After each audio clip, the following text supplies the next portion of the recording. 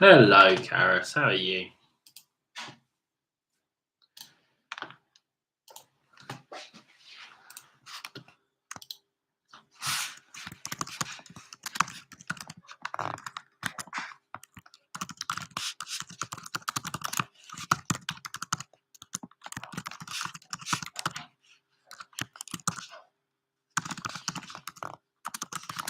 Hello, hello.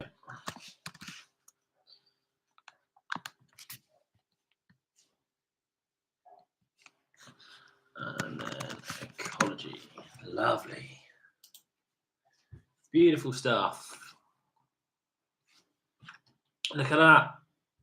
AQA. The bit which gives it away is where it says AQA.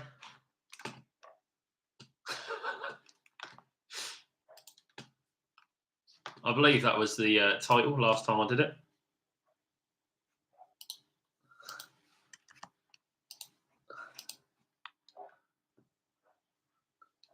Hello as well. I'm good. How are you?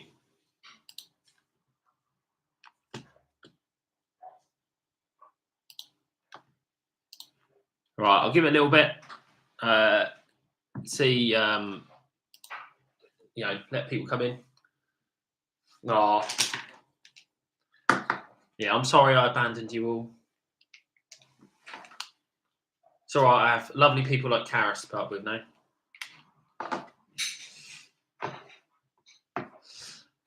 Okay, I'll just give it a little bit longer. See how we get on. Well, that's true. Yeah, you're all done though. Why are you hanging out? You're all done. You can go celebrate into the beautiful sunset. Right, I'll give it a couple of minutes. See what comes back on the poll. I've got a couple of papers here. Whoa, earthquake. Lovely. Give you all motion sickness.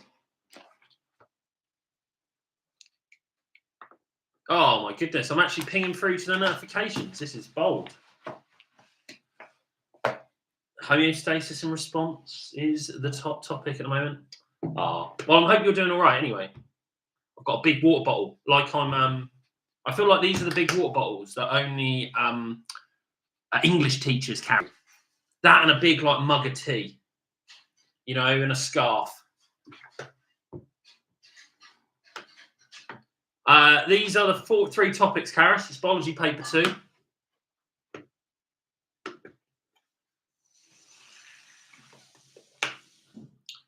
Right. So I'll give 1 more minute. I've been 4 minutes of technically being live and the poll being live, so we can get stuck in.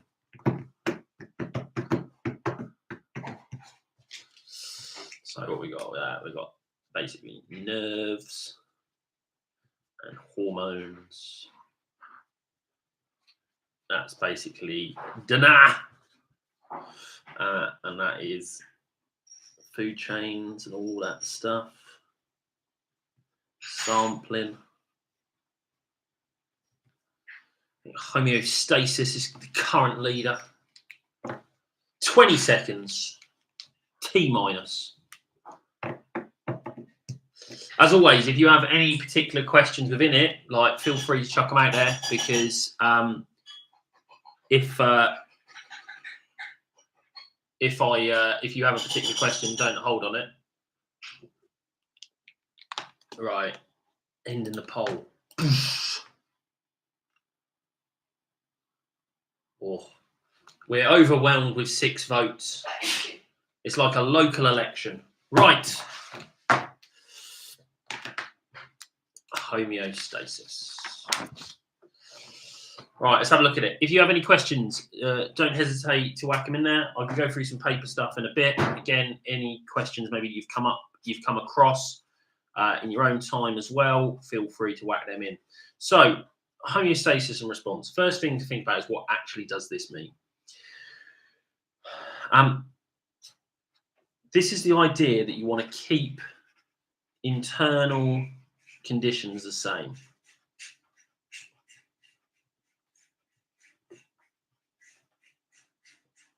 Okay, because you are you're quite fickle as people, right? You need to have things like your body temperature the same. You want to have the water levels the same. Things like the glucose. You know, everything that the way your body is working, you want to keep the same. That's why when you see these fad diets saying you need to eat alkali foods so you don't like acidify the blood, load of nonsense. As soon as your body sees it, it starts dealing with it. Okay, so your body has lots of systems in place to keep things the same. And broadly, they are two different ways. You have the nervous system and you have the endocrine system. I'll tell you what to do, actually. If you ever have cues, type them in. Who needs OBS or some fancy thing where instead I can put it on a bit of paper and tactically keep it in the corner? Look at that. Real life OBS. Right, so the endocrine is also think about it with hormones. Right, how do I think about these? So let's put it in terms that you might understand and I understand. Broadly, your body needs to send signals. Okay, so imagine that as like I need to get into contact with someone. All right. So if I know precisely, like if there's a family emergency, right, I'm going to phone up, right, and directly text that single person. Okay. And this is like the nervous system. It's fast. It's specific. Okay. So it's kind of like calling someone, right? If you call them, they pick up, right? That's serious. It's also really quick and it's really specific. If I don't need a fast, specific response, and this is what the hormone endocrine system is like, I can have a kind of a broad and general response. I mean, what's the opposite of calling someone? That's like messaging in a group chat.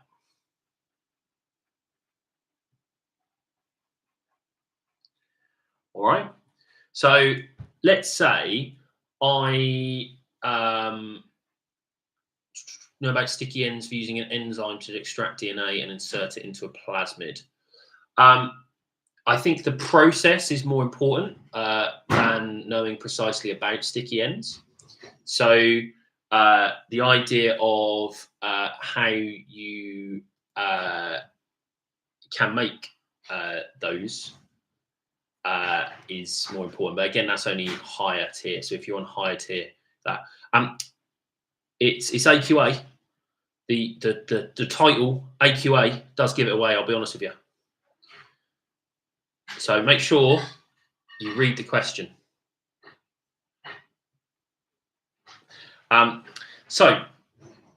Yes, that's all right. That's all right. Look, we've all been there. We're tired.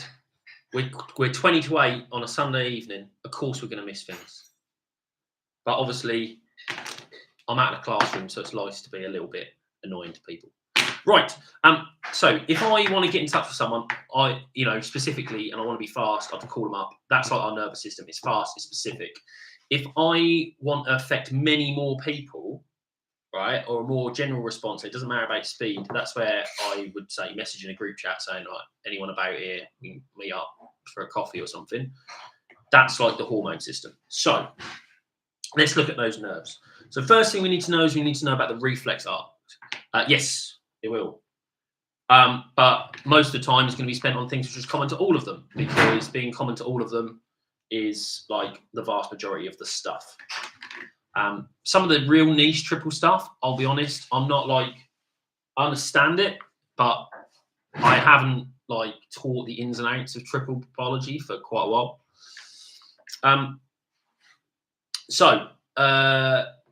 The reflex arc is our first thing to think about here. Now, what happens is we have some kind of environmental stimulus, right? This could be anything. right? And what happens is that is picked up by a receptor. At foundation, there is also some really easy tick boxes, which is like, what is the receptor organ for light? No, it's not only higher combined. It's a bit of everything.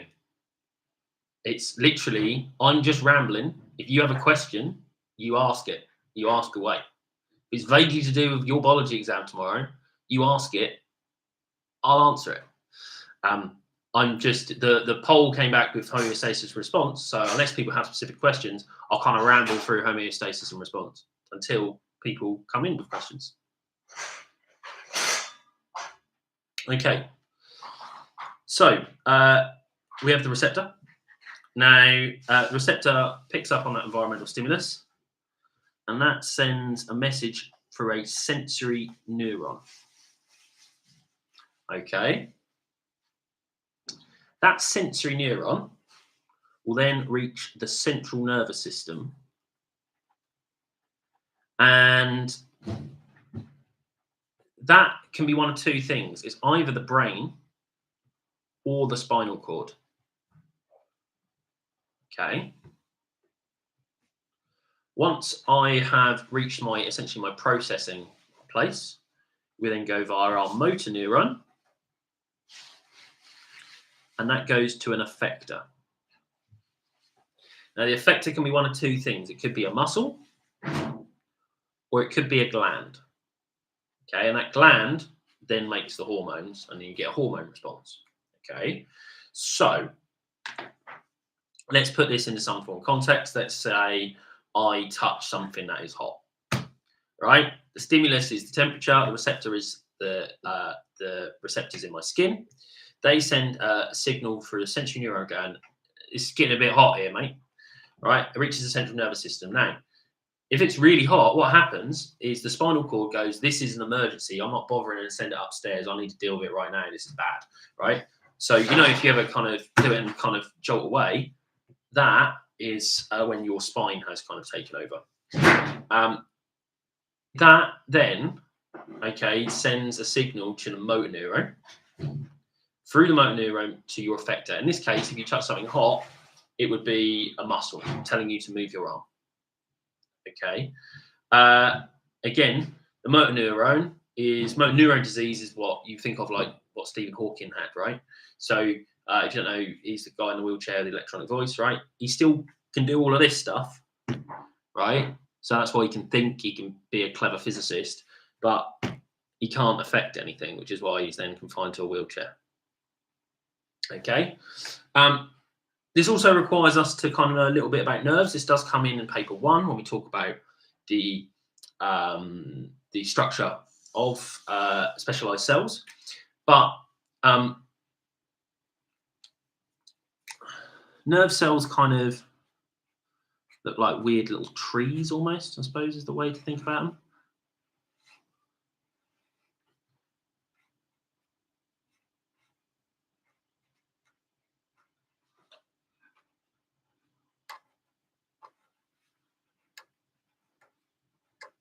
Right. So what happens is the nerve cell is really long. You have here you have a kind of insulation, which is called a myelin sheath. And the whole main tube is called an axon. And then you have kind of dendrites, which can make connections. So you can imagine them connecting together. It's like a giant wire, right? If when you're doing the physics, right, that's like a crocodile clip, and then that's like our insulated wire. The myelin sheath acts as like kind of insulation, so it means that the signal will travel all the way through, nice and thing. Right, which brings us on to synapses, actually, as alluded to in the chat. So if you look between here, this is where we get the synapses in.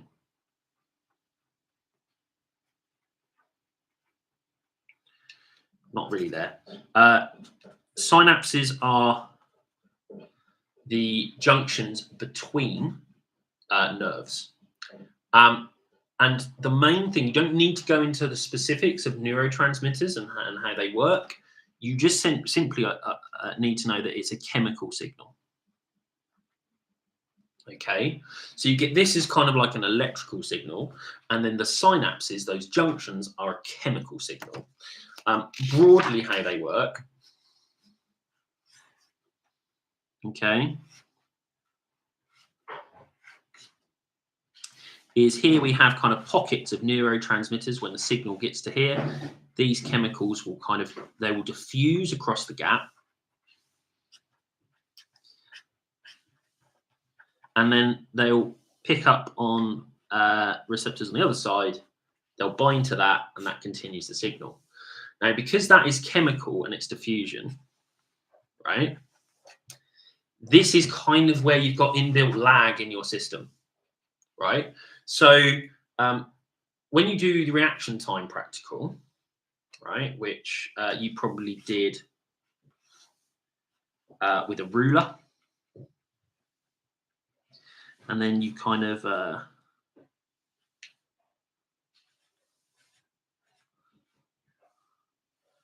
don't know how I've committed to the drawing, so I'm gonna roll with it. Where you had a hand kind of there, like this, right?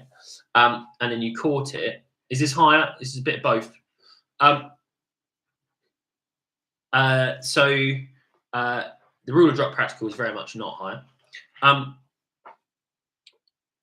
This is why, if you were doing it in class, hello, by the way.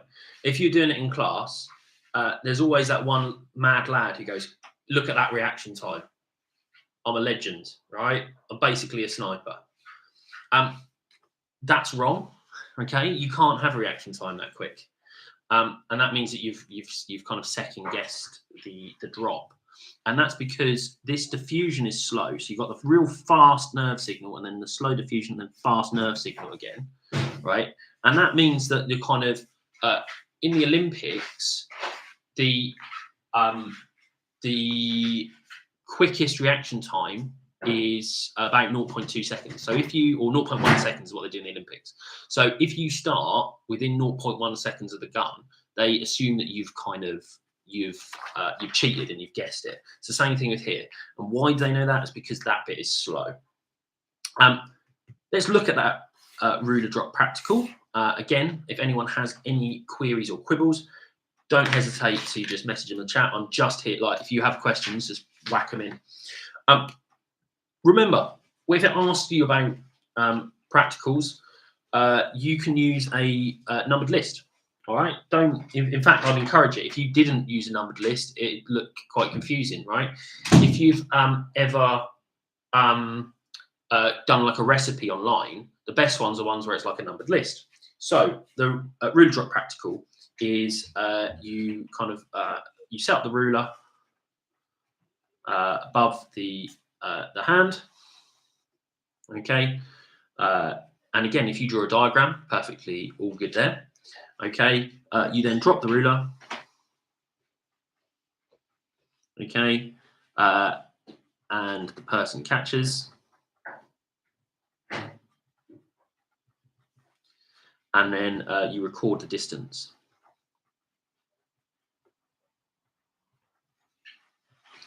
Now, what can they possibly ask around this? The first thing is to think about your variables, right? So when it comes to variables, I always like to think about dairy milk ice cream. So the dependent variable is the one that you measure, and the independent variable is the one that you change. Okay, so it could ask you, how does the reaction time, how is that changed with regards to a certain thing? So in the 2023 paper that I uploaded earlier today, it was Kathy. Yeah, I mean, most of the stuff is common anyway. I feel like I need to have some way of doing it because it's not anyone's fault when they join in, but like it's kind of all of the content. The key thing is if you have questions, like type them into me. I'll answer anything that you have, right? Apart from the meaning of life, I don't think I can probably do that on a live stream. Oh, hello, cat. Right. So we then record the distance. Sorry. They might then ask a particular independent variable. So it might be then, as I said, the 23andMe paper was caffeine. So you could say like repeat after drinking a coffee or something, right? They like to ask, because this practical is quite like fundamentally easy. This is the kind of the scaffolding on which they like to add in things like variables and stuff like that. All right. So it could say, how could you improve this experiment? Well, the first thing to improve is to ditch the ruler full stop and say you're going to use a computer and a mouse, right? And you just go on human benchmark or something like that, right? And whenever the screen turns green, you click it, right? That's better. That's more accurate, and it's harder to react to it. Hormones in the menstrual cycle, absolutely. So that's the first one that you can adjust. Second, they might say, how could you improve this experiment as well? Things like repeat and take a mean. Things like making sure that you drop it at random points so they haven't learnt it. I would say that they often use the ruler drop practical as kind of a scaffolding on which to, as I said, ask about things like anomalies and things like me. Cool. Should we do some menstrual cycle hormones, given the fact that you've asked about it? Because that's basically it on nerves, really. Anyway, which means we then start to focus on hormones. So, the menstrual cycle.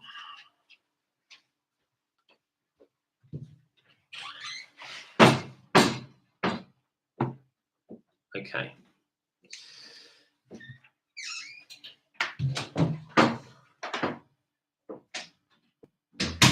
Okay. There are kind of 4 hormones that you need to know in the menstrual cycle. You've got FSH, you've got LH, and you've got estrogen.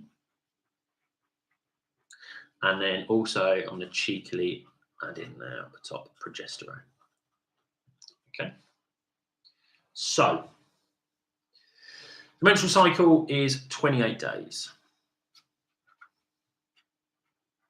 Okay, and it starts on day 0 with a period. The other notable day is day 14, and that is ovulation. That is when the egg is released. Okay, so day 0, egg, you've had a period. Okay, not pregnant this month. Insert sad or good happy face depending on your circumstances, and hang on.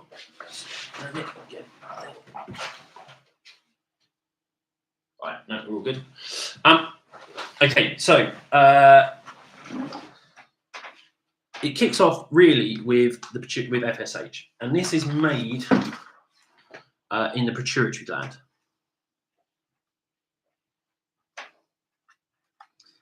That's what makes this. Okay, and FSH stands for follicle stimulating hormone. Right now, females are born with all the eggs they'll ever need in their life in their ovaries. I'll tell you what, it's a really bad analogy, but it kind of reminds me of, have you ever seen those things that so you can make loads of water balloons all at once, and they're like here, and they've got all the water balloons ready to kind of be blown up like this, and when you stick it on a tap, it makes like loads and loads of water balloons, right? Imagine the ovaries are like that, and the FSH says, right, it's one of your turns now to become a water balloon, right? So what it does is it makes one of those eggs start to mature. So if I was looking at FSH, let's use light green for this. Okay, starts to be made by the pituitary gland. Okay, so it's like, right, okay, let's start again. Let's start to mature an egg. Other thing it does, and this is quite snazzy, is it switches on estrogen production. Okay, so FSH says, right, estrogen, it's your time to shine. And this, the estrogen, okay, is made in the ovaries. Okay. Let's pick pink for that because we're going to go stereotypical as the female hormone, even though before the Nazis, pink was the boy colour. Fun fact.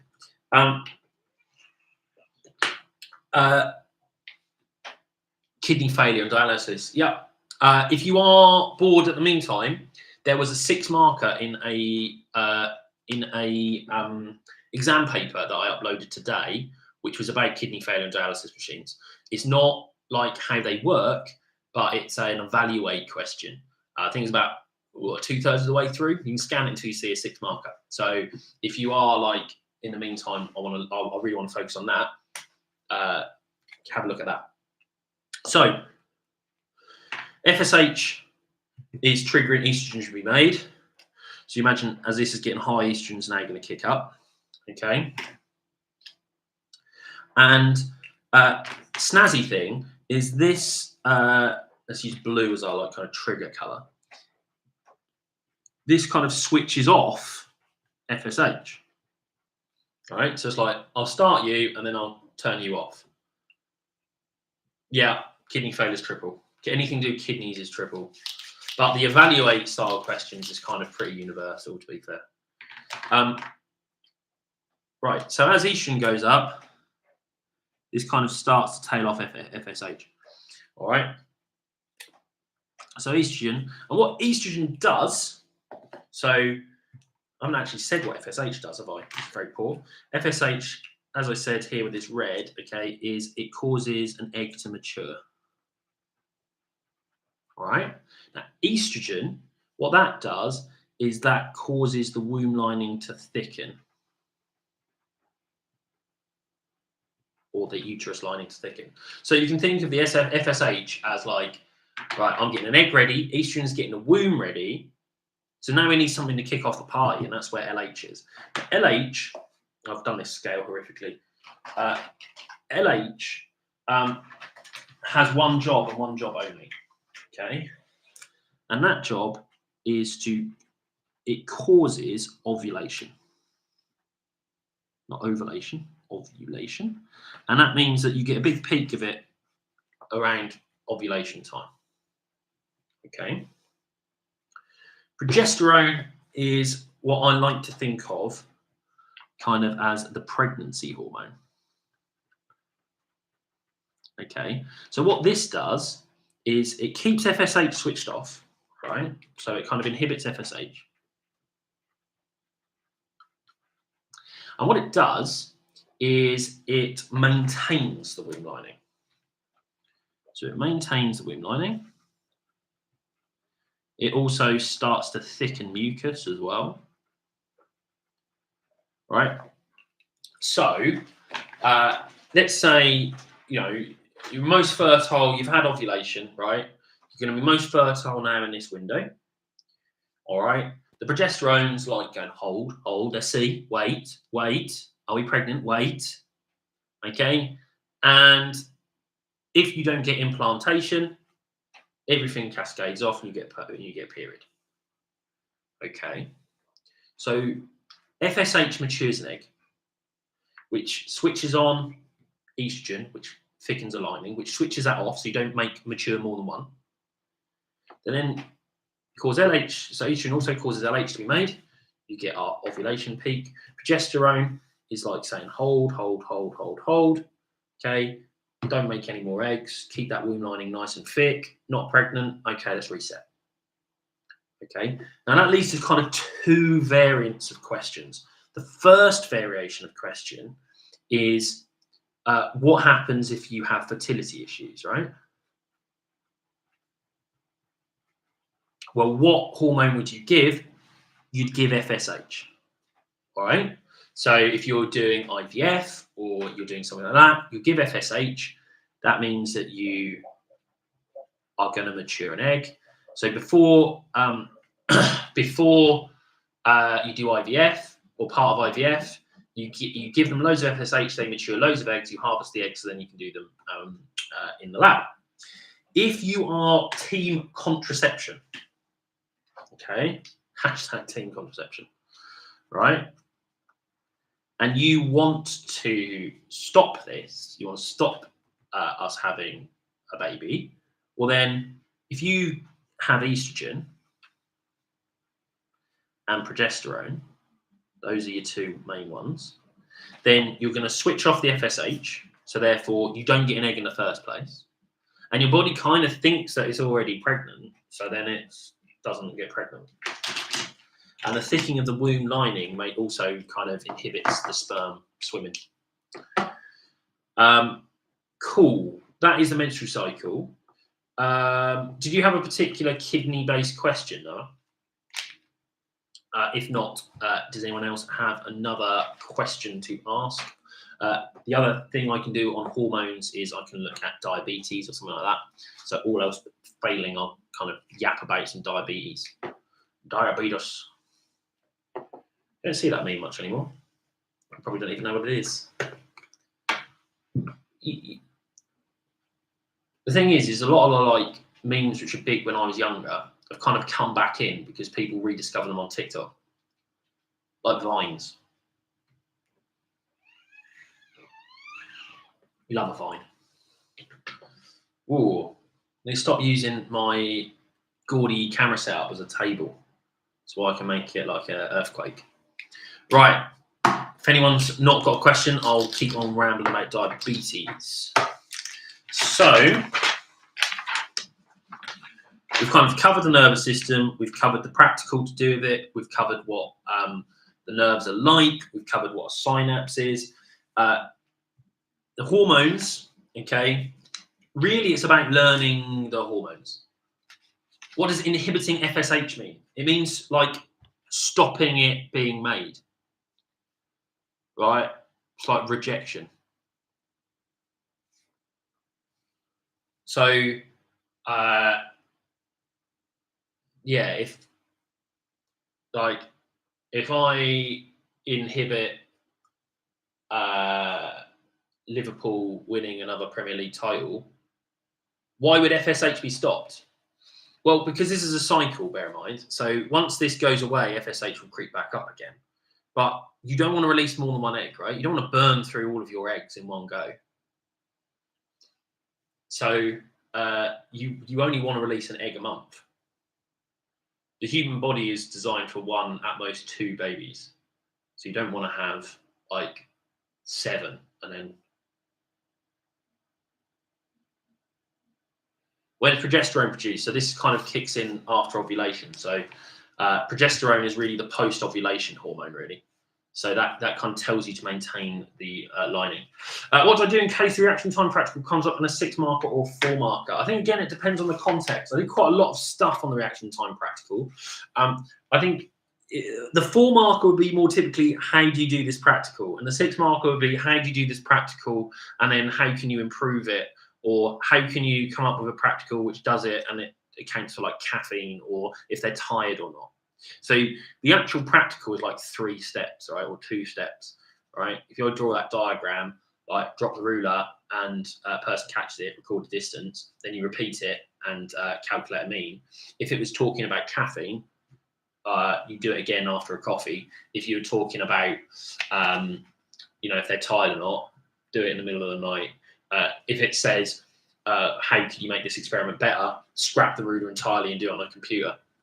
So like it's like digital timer, and you click when the screen turns green or something. Like human benchmark. If you ever play human benchmark, it's like that. Cool. Any other questions? Measure the distance from where to where. So you have to, let me get a ruler.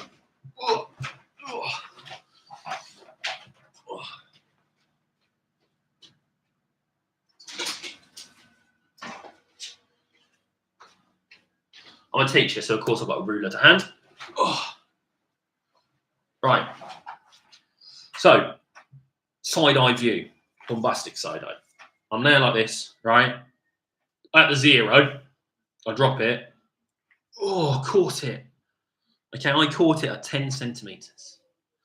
Now, you can see straight away where the errors are. This is quite vague, right? Do I say my fat thumbs, because I've got like weird builder's hands? Do I say that that's 9 centimeters? Do I say it's 11? What is it, right? It's a range, so that's quite imprecise. So that's again another reason why we'd go team computer and mouse. But that's the idea. You have seen this, Bobby, right?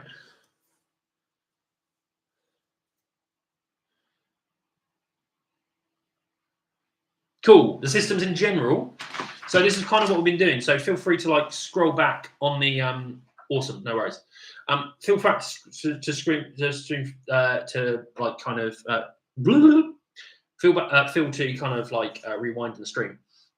But like the nervous system is our like real fast specific one. Okay, and I said that was like calling someone on the phone. It's really specific. Okay, the endocrine system is the one to do with hormones, and that's broad and general. So if it involves a hormone, it's the endocrine system. Now, very often you'll have a nervous system thing where the effector is a gland which releases something for the endocrine system. So let's say I saw, you know, when you go into that exam tomorrow and then you turn the page and it's a question on the nervous system, you're like, you get a fear response, right? So your eyes are going to detect it. They're going to send a sensory neuron signal to your central nervous system, which goes, oh my God, I'm in the middle of the biology paper. They're going to send a nerve signal to your adrenal gland, and then your adrenaline is going to be released. And that adrenaline is like a broad general message, travels through your blood. Remember, hormones go through the bloodstream. And I said that's like messaging in a group chat, because anything... no. Well, again, the reflex makes it sound like this is the reflex arc, all right? But not everything is a reflex, right? If it goes through nerves, then it's just part of the nervous system, right? It all depends on what the central nervous system decides to do, right? So if it is something which requires an immediate action, then that's what we would call a reflex. But it's kind of almost like an electrical problem, right? Can I do the eye? Let's do the eye. Aye, aye. Aye, aye, Captain. Right. This is triple only, the eye. Knowing that the eye is the receptor for light isn't. Okay. Actually, there must be an eye diagram in one of these papers.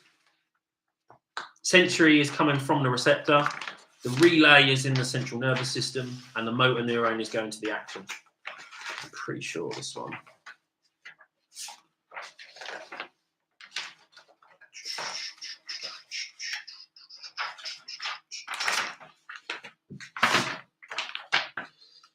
Saves me trying to draw a bad diagram of an eye. Hey, there we go. I knew it was because I did it this morning. But this is the higher paper. Okay, but it was also one of the last questions in the foundation. What's the coordinator? That'll be in your like relay stuff. Right. So, okay. Is there any particular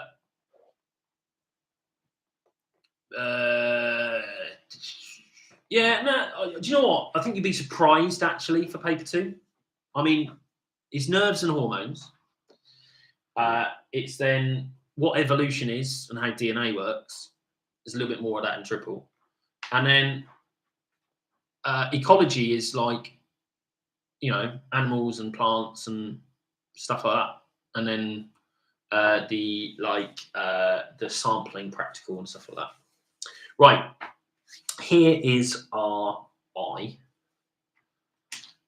Yeah, we can do that. Okay. So let's name these parts, shall we? Okay. I would make a joke about part D, but my other jokes are cornea. That's the cornea. Okay. Here you've got your muscle. Now, A is the outside of the eye. That's called the sclera.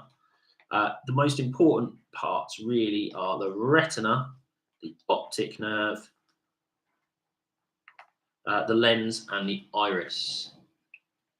I mean, paper 2 is harder than the paper 1. Ethics and common sense questions. Yeah, I mean, in my head, that's what biology is a lot of. So, you have a lens. Now, if you've ever done proper, like, photography, right, you'll know that, like this, so I think it's got autofocus, right? Maybe it has. Whoa, there we go. If you autofocus on something with a camera, especially the older ones, you'd see the lens literally like pop in and out, right, as it focuses on what it needs to be. Now, that'd be really weird if that's how our eye worked, right? If we focused on something and our eyes started bulging out, that'd be bizarre. So the point is we can only focus on one distance at a time. Okay, if you put your finger in front of your face and then like look at the background, if you look at the background, your finger will be blurry. If you look at your finger, the background will be blurry. Okay, so you can only focus on one distance at once. So what is it with the idea of focusing? So you've got light coming in like this, and the lens focuses it to a point on the back of your eye. Okay. Now, let's say that object was closer, right? Then what happens is the eye needs to bend it more, right? So if it was at the current point, it might do this, and you end up with a blur at the back of your eye. So what happens if you're closer, right? So if you've got a closer object, you need the lens needs to get stronger.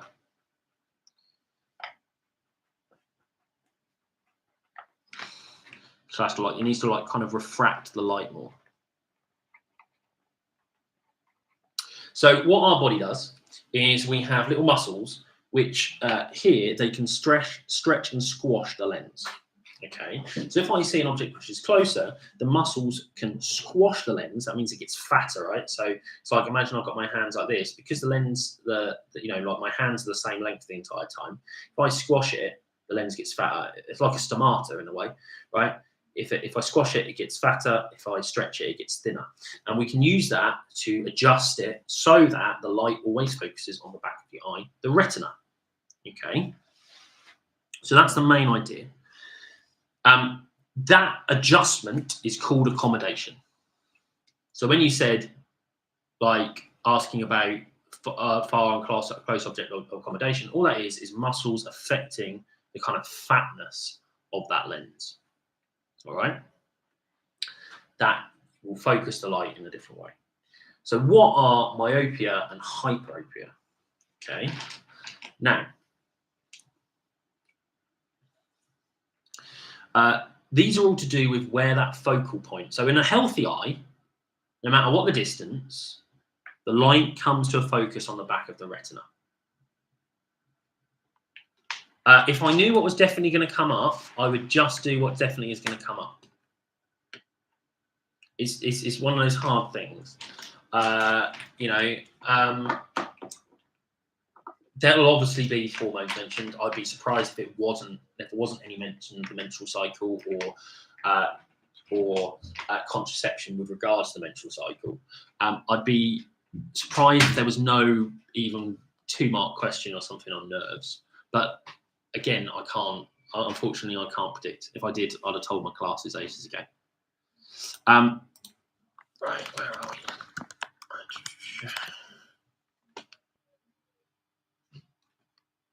So, I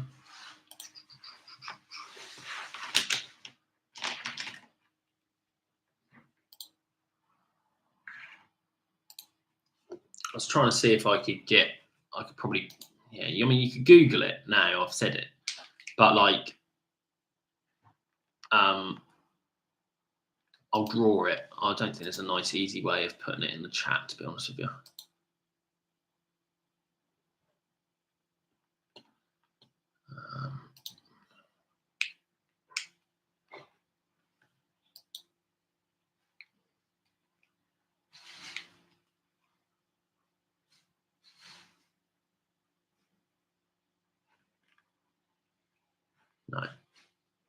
Okay. Not really. I would say, as I said, look, if I had to guess what like kind of the real core of this is, it's do we understand what hormones are? And then there's different contexts within hormones. Do we understand how the nervous system works? Do we understand, like, food webs and food chains will come up, right? Things like predator, prey, herbivore, carnivore, consumer, right? That will come up with that. Evolution, either in the guise of evolution or in the guise of animal adaptations or in the guise of selective breeding. Like, if that didn't come up again, I'd be incredibly surprised. Those are, like, well, I would say, the core topics within this. Right. So, I, by the way, am nearsighted, right? Now, what that means is, so I am myopic. Now, that means that my lens, because it's used to things really close to my eye, is a little bit too powerful. It stays a little bit too squashed. So what that means is it focuses before the back of the eye. Okay. So what we need to do is we add a diverging lens. So it'll be on minus. So if you have glasses, it's why your number. If you have nearsightedness, it's like a -2 or whatever. That spreads the light out so that it will overcorrect it back to there. So myopia is like nearsightedness. Short-sightedness is often what it's called. And if you think about it like that, it's short from the back of the eye. If I think about, so therefore the opposite of that is hyperopia. This is long-sightedness or far-sightedness. So again, those people are really good at seeing things a lot far away, and that's because their lens isn't quite powerful enough, right? So when it gets short, it doesn't squash as much as it needs to, so it kind of doesn't focus on the back of the eye. It's like that pink one down here. So you need an extra kind of converging lens to kind of start helping you out even before it gets to the eye. All right. So the eye itself is foundation. So just so you know, this question that you're currently looking at, although it's on a higher paper, is also on the foundation paper, but it's not asking you about hypopia and myopia. Those words just come up. Nah, you're not cooked. I think the thing you have to remember is, like, the eye is quite specific knowledge. There's a lot of, I would say, general knowledge on this, right? So let's kind of, like, can kidneys be next? Yeah, what would you like in particular on kidneys? No, it's not. How much did you miss? Everything. Done the whole course. Kidney failure. Okay.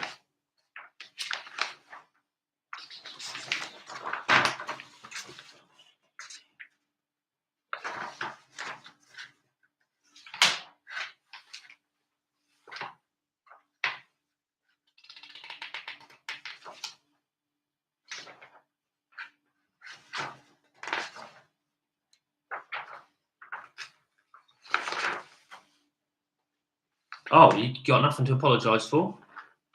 It's only being silly. Not gonna lie, I'm smelling my dinner as well.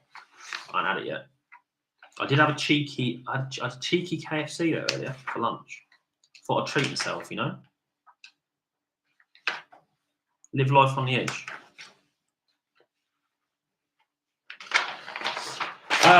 Right, I was wanting to see if if I had a nice kidney failure question to hand. So, is it a particular? What's here is this paper? We're looking at them all, mate. Just whack a question in. So, right, kidneys. So, is it just what dialysis is, or how it works? So, let's look at that. So, if you've got a kidney, right? okay, which obviously filters the blood and then makes urine. Okay. Now, if that's not working properly, you know the idea of the kidney is it's kind of filtering the blood. So a dialysis machine, okay, will reroute the blood through the dialysis machine and then back into the body. Okay, and then that will take out what you need and keep you alive. The thing is dialysis, okay, I'll tell you what, let me see if I've got that paper in the thing. No, I won't actually, it's fine. It's in the bin. Dialysis has got to be done regularly. If you think about it, right now you are constantly filtering your blood, right? You're constantly making urine. And given how many times people ask to go to the toilet in school, clearly your kidneys are working overtime. All right. So imagine you can't do that. Right? Imagine your body cannot filter its blood. So dialysis machine. So over the course of the day, you're starting to feel bloated. You start to kind of bloat up, and then basically you're going to need to do that multiple times a day, about 3 usually. Okay. It is long, right? It is often. It can lead to you're taking your blood out of your body. It can have the complications of clotting. It can have the complications of infection. But it fundamentally keeps you alive. The kind of gold standard fix for this is a transplant.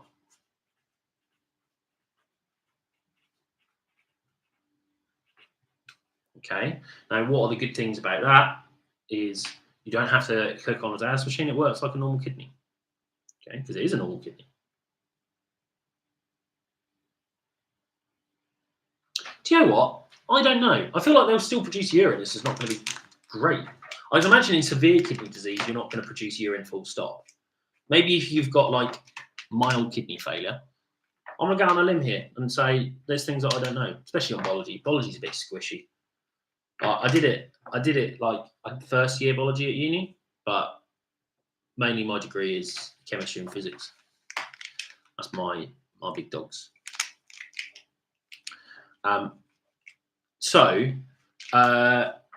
If you transplant, everything's going to be working normally. Bad things. You have to wait for someone to die. You need a donor. That's hard. Or someone to be alive and give it to you.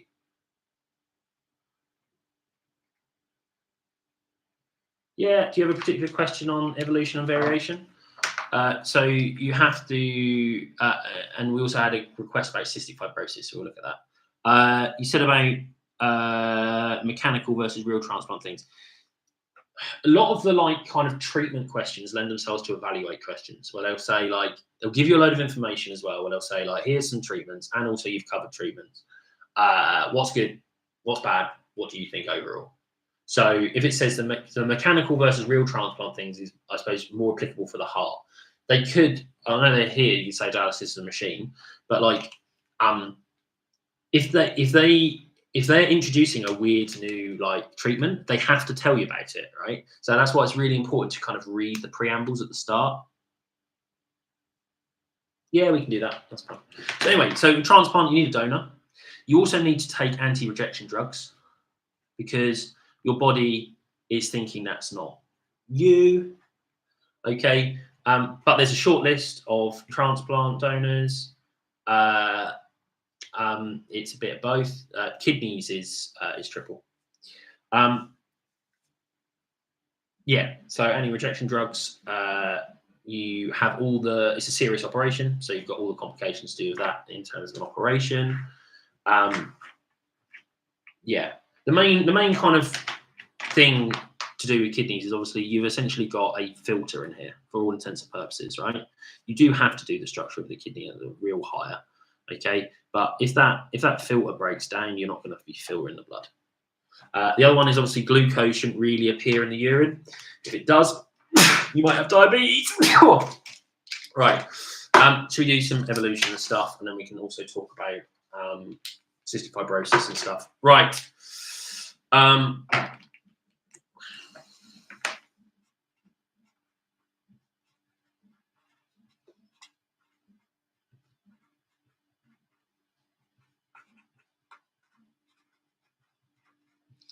okay, thank you. Right. Let's think about the kind of first kind of main thing, right? Which is we have DNA in our cells. We have DNA. We have it in a nucleus. Bacteria do not. They are prokaryotes. But the DNA is our kind of blueprint for us, right? So if I have different DNA, I will have a different organism. Okay. And the first thing to think about is that everything is we're not all the same. Okay. So if we look at our DNA, most of our DNA, if I compare me and you, most of our DNA will be absolutely identical, right?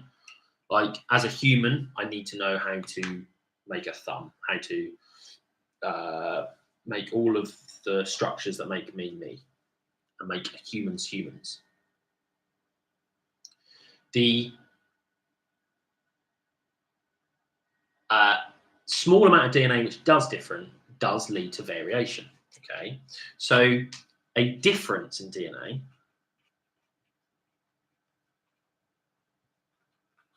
is called a mutation.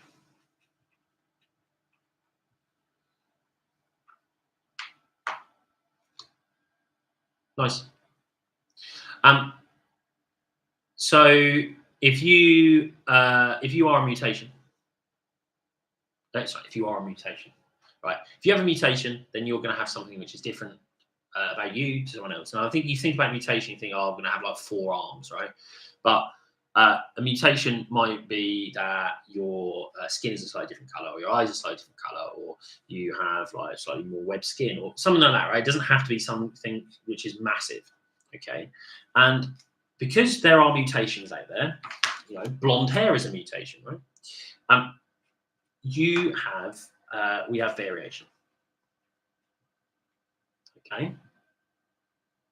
I'm probably going to do another like 20 minutes.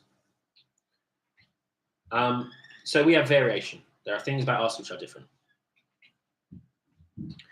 Now, we then have some form. The reason I'm doing this in pink is we're going to kind of explain. The pink is going to be the whole process of evolution, right? It'd be really easy right now, Amy, to make a joke saying I forget, but that would be a bit in bad taste. I don't think so. So we have variation, and there might be some kind of change in the environment.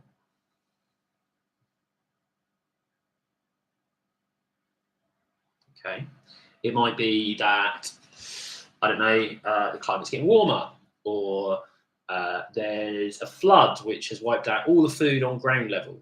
Or a really good one that I read the other day is at Chernobyl nuclear power station, right? There's obviously lots of stuff going on there, right? So because there's a change in environment, what Darwin says, right, is he says that nature is constantly in this scramble, this competition to get resources, all right?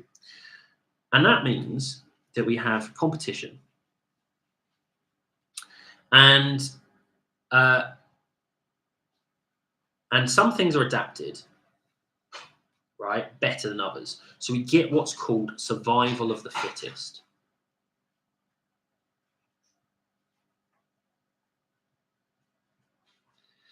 If we get what that means is the ones which are best adapted to this new environment will survive. Now, if you survive longer, right, that means you're more likely to have babies, so you end up with reproduction. Now, if I have babies, they are more likely to look like you.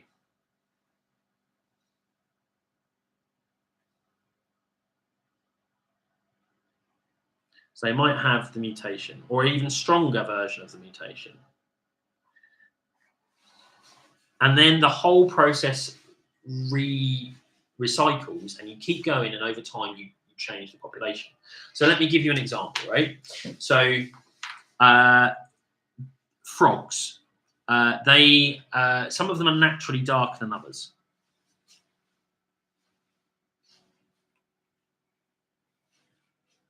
Okay, so some are light, some are dark, like that. When you had Chernobyl,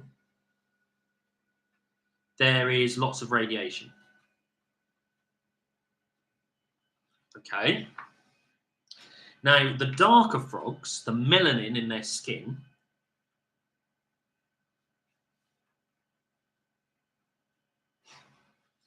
can deal better with the radiation.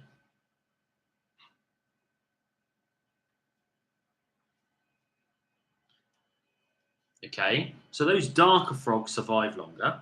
So the darker frogs are more likely to have darker babies.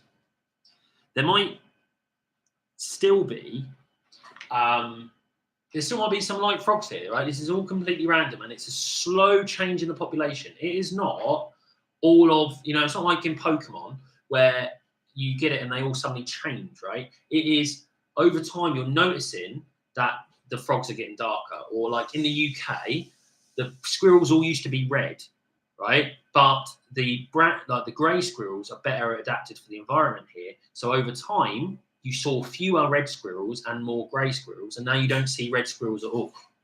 Okay, so it's not like they've morphed. It's just that overall the numbers have changed. So the darker frogs are better at dealing with the radiation. They live for longer. They have darker babies, and then those darker babies are then, going to be more likely to deal with the radiation. And over time, it now means that within like about 500 meters of the reactor, all the frogs are black. All right. So that's kind of evolution in action. Now, this is one of those things where if you can get this kind of cycle in your head, they like to introduce a kind of a different example every time. All right. So it might be like there was a waste village in the ocean, and some fish have a mutation, which means, I don't know, they have an inbuilt rubbish collection system in their fin. I don't know, making it up out of thin air. But they'll always do it in that, they might add in a random context. But if you can think of, there's some form of variation, there's a change in the environment, something is better adapted, they survive longer. If they survive longer, they have babies, these babies look like them, and you get this kind of cycle. So that's really the kind of variation evolution part. For the inheritance and variation part, that becomes genetics. And really, it's Punnett diagram central. We all love a Punnett diagram. I love a Punnett diagram. Let's do some Punnett diagrams. So, or Punnett squares. Where are we? This was the year they love to ask about. So we've got the sex one. We'll come back to that one. I want to look at there's a maple syrup disorder. Where is the maple syrup disorder?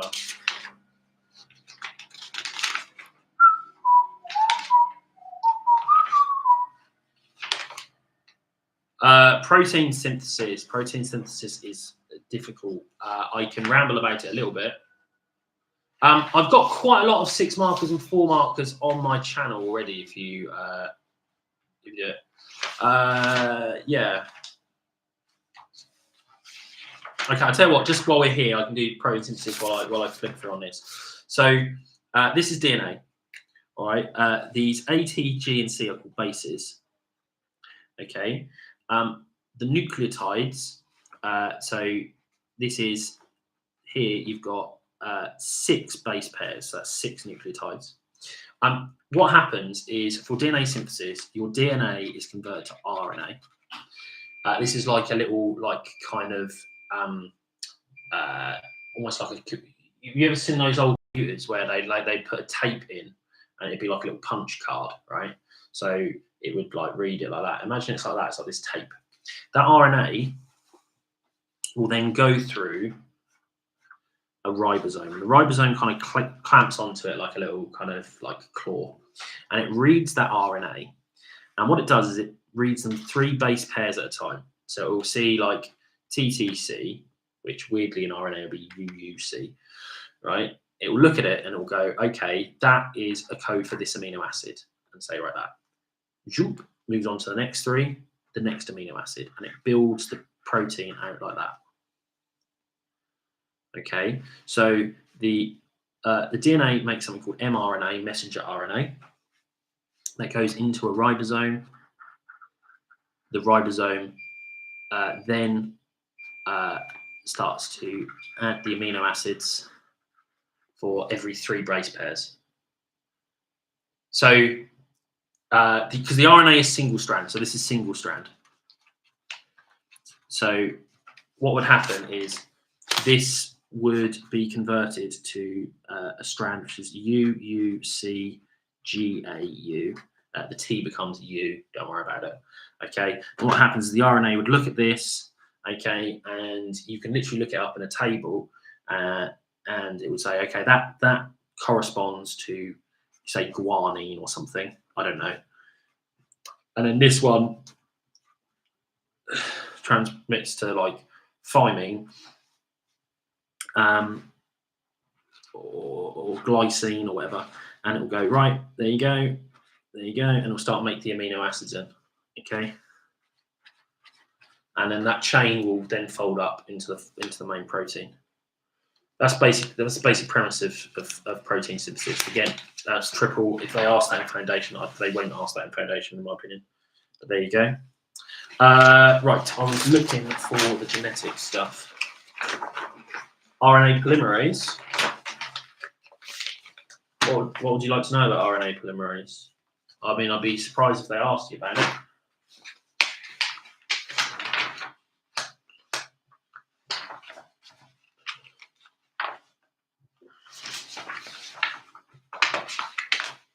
Here we go. This is what I was looking for. So, let's look at the genetic stuff. So, before we kind of really launch in, the idea is that you have 23 pairs of chromosomes. Okay. Broadly, 1 from mum, 1 from dad. Okay. So that means that you have 2 pairs of every gene. Okay.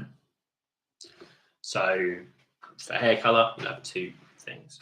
Now, the type of gene, like so if I look at hair, right, I could be blonde, brown, ginger, whatever.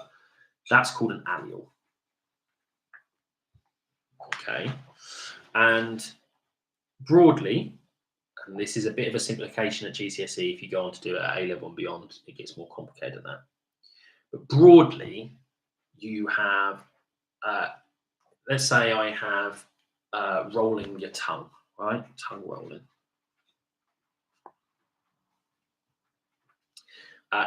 I could have, let's say that my genes are, so I've got my 2 pairs. This allele is, yes, I can roll my tongue.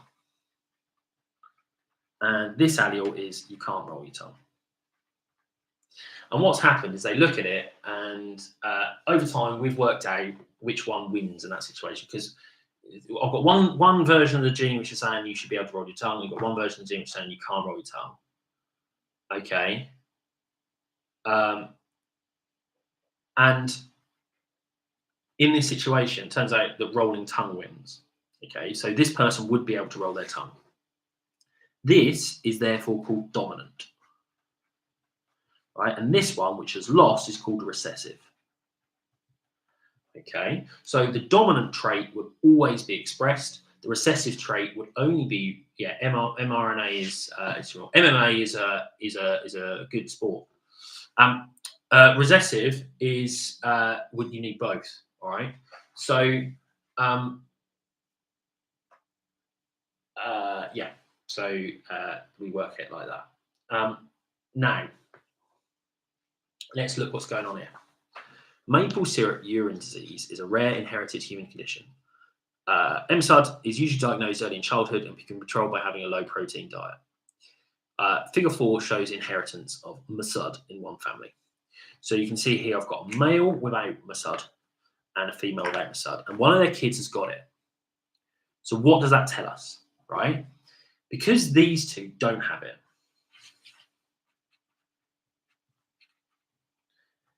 but their kid does, that means that it must be recessive.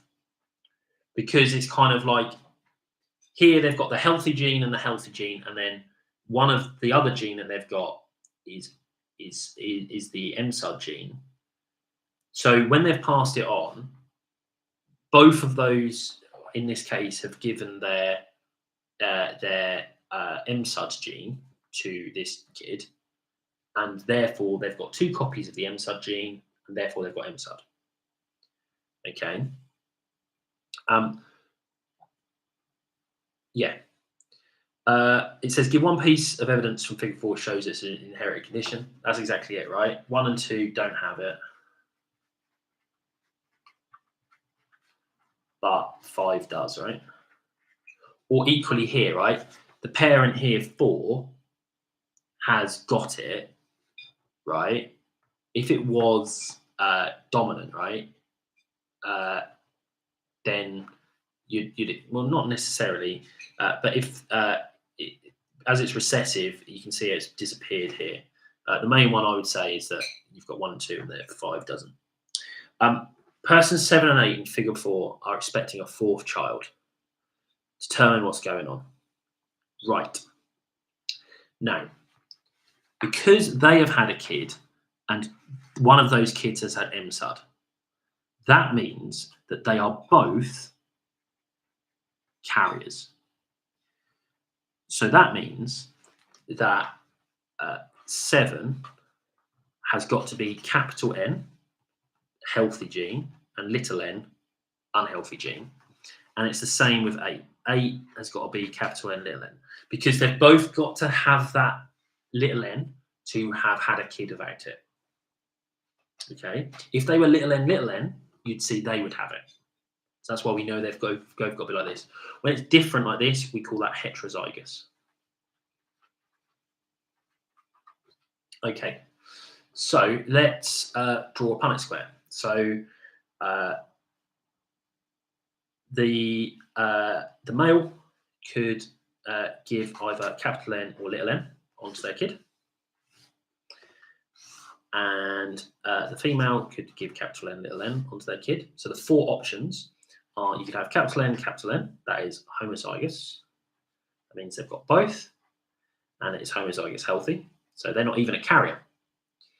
Here, capital N, little n, they would be healthy, but they are a carrier. Here, capital N, little n, they are again healthy. And here, little n, they would have MSUD. So what is the probability that the child will have MSUD? You've got 4 possible options here. Again, it's like rolling a 4-sided dice each time. They could have 10 kids and none of them have MSUD. They could have 10 kids and they all have MSUD, right? It's all chance. But you'd expect it to be a 1 in 4, right? So what probability is that? That's 25%. Okay. Right. Is there any other burning questions? I'll answer like some last questions and then I'm going to go and have some dinner. Does anyone have any other little bits that they'd like me to answer? Dialysis, I've done that a couple of times already. What is it you want to know about dialysis? Is it just how it works? Blood gets pumped out of you, they filter it outside the body, and then it gets pumped back in. I've also answered a 6-mark question on the exam, on an exam paper today. It's like I've uploaded the full 2023 paper, and there's a 6-mark evaluate question on transplant versus dialysis in that, if that helps you. Any other little questions?